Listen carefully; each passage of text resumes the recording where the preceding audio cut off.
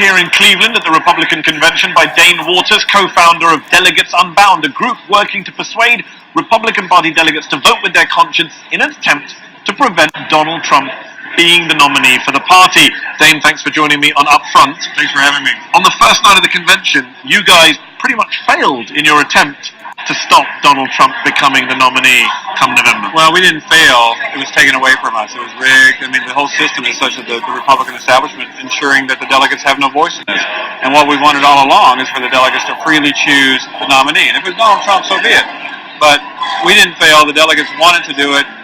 Just the establishment stopped us from doing it. And you say, if it's Donald Trump or not. You personally don't want Donald Trump to be the Republican Party nominee for president? No, I don't. Why not? Well, because I think he sets a tone in this country, in this world, that is just dangerous. I think that he, my son wants a role model, somebody to look up to, who has some morals and values and principles and scruples, and he has none of those. I mean, to me, it far exceeds the policies, which personally, I don't know what policies he believes in. But given how popular he is here in your party convention in Cleveland, how have you been received when you say this kind of stuff? Do you feel at home? No, I don't feel at home, and I'm glad you guys are here on camera to keep me safe, that type of thing. But no, you haven't had any threats or intimidation? Oh, yeah, I mean, I've been in politics for 30 years, so it doesn't bother me. But no, I get texts. Listen, I got a voicemail on my private cell phone last night saying that I was a scumbag and this, that, and the other. No, I get intimidating emails every single day. There's no doubt about it. Which goes back to the tone that Donald Trump sets in this country, that is okay. Used to be that there were boundaries, at least, that people knew that there was some human decency, and there's just not anymore. So, no, there are a lot of great people here, I'll be very clear. But you're in a minority now in your party. Donald Trump, whether you like him or not, won the election race fair and square by the rules set down by the party. You don't like the rules, but by the rules that were put in front of him, he won the most states, the most delegates, the most votes. I believe he won more votes than any Republican presidential nominee in history. What does that say about you or about your party? Well, I think just because you have the biggest crowd ever in a soccer stadium doesn't mean it's the best soccer team ever, right? So, no, first of all, Donald Trump, 54% of the delegates, 54% of Americans voted against Donald Trump. Donald Trump only received 9% of all the registered voters. But he beat everyone else. We beat everyone else, but even today, 52% of Republicans don't want him.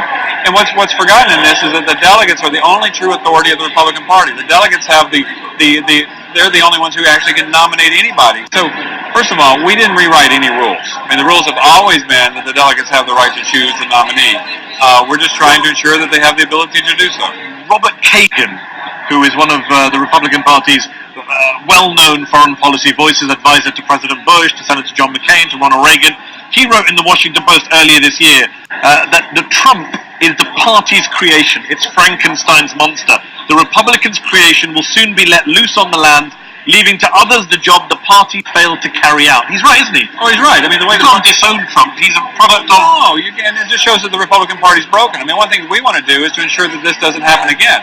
I mean, you have to have a party with boundaries, and this party has no boundaries. So, to me, the Republican leadership, like the previous, they care more about the party than the country, and that has to change. So I agree 100% with what Kagan said.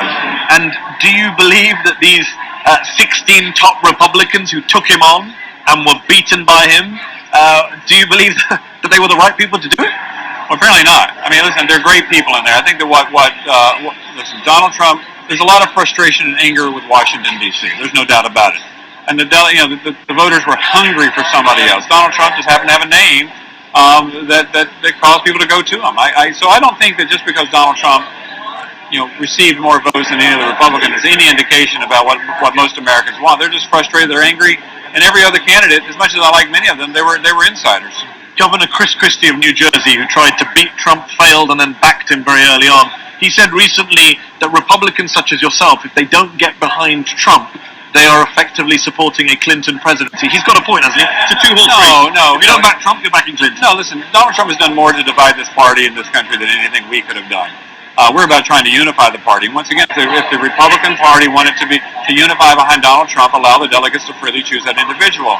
What we're trying to do is ensure that there's a candidate that actually can beat Hillary Clinton. Given Trump is the candidate, and it will be Trump-Clinton, who will you be voting for in November? I will not vote for Hillary Clinton, and I will not be voting for Donald Trump. I will vote. I mean, probably a third-party candidate. I'm not really And sure. even if that lets in Hillary Clinton, you as a Republican of 30 years standing is okay with that? Principle.